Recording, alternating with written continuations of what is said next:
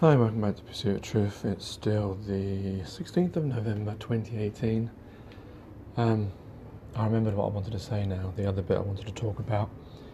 And so I saw this email from the Salvation Army, and they were saying, encouraging people, when they do Secret Santa at work,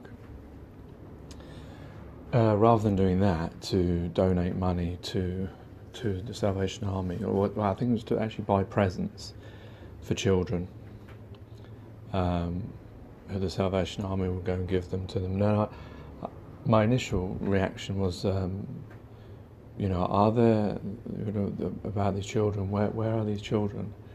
So I don't know. Are these children that are at foster homes, or are these the children that?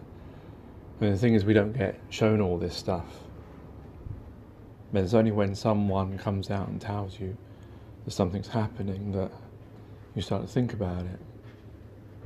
It just made me think, I don't, Christmas, I know it's a commercial entity, but if you think about it from children, especially children who have been brought up with the Christmas lie, as it were, and to think that, the United Kingdom is apparently the 7th richest country on the planet, globe, realm, plane, whatever you call it.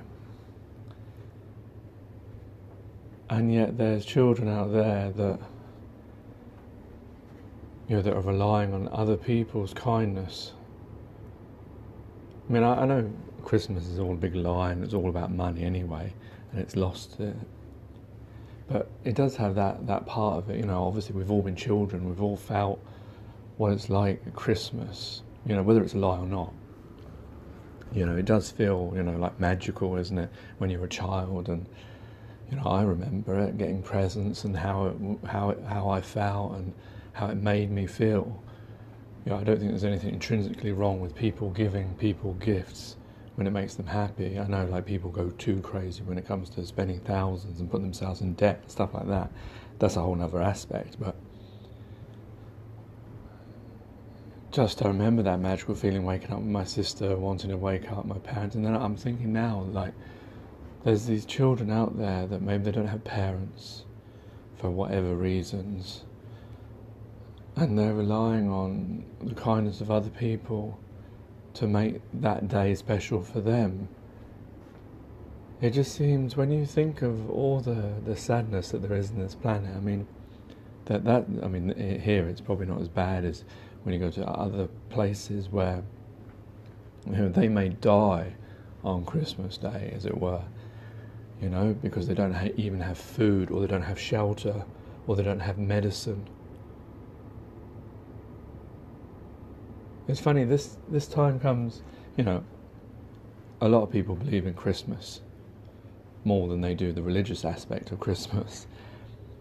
And the whole, how it makes you feel, especially if you have children and you're giving presents to your children, how do people not reflect on the rest of their fellow brothers and sisters, the fellow human beings, this one species that connects us all?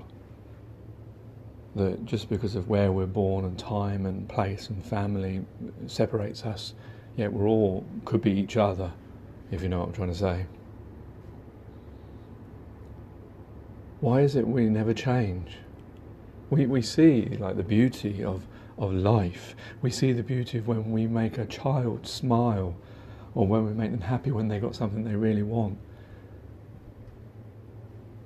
Why don't we do that for every single child? We were all children. We were all children once. We're all children of this place. That word is used. I'm using that word because it connotates an innocence. Why is it we don't do that for every single one of us? Why is it we choose, in a way, or allow to happen, a world where people are miserable and unhappy? A lot of times we blame things on people, and a lot of it's to do with this society, the way we live. It creates these things. Do you think if we made everyone happy, if everyone was happy, if that is intrinsically possible for human beings to be, because people are going to say, no, it's not possible for everyone to be happy with that, that's because you're looking at this world through these eyes. You know, if the world was different, it might, you know, are we trained to do these things? Children aren't born unhappy. They laugh all the time on their own without ever being taught. Yes, they cry, and that's the natural part of it. But what I mean is, if we made everyone happy, imagine the world we would all be living in. Why is it we don't choose that? And we have so many opportunities in our lives to see that. And yet we go back to money, we go back to work, we go back to owning and possession and greed and selfishness. And no matter how many times you watch A Christmas Carol or The Ragged Trouser Philanthropist or whatever it is you watch, nothing changes. I don't know, it's terribly sad really to think that people are suffering everywhere and nothing's really being done about it. But what's being done is people don't know about it or are turning a blind eye to it. We as a species, that's what we do. We don't sort things out, we just live the way things are because that's the way things are.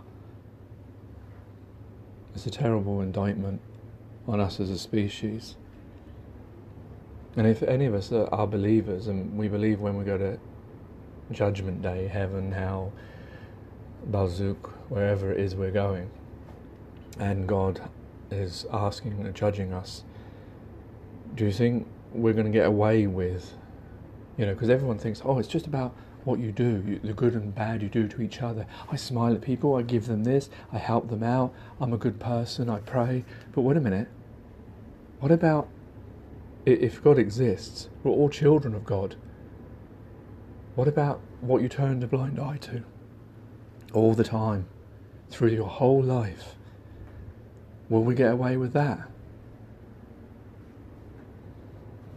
That's something to reflect on.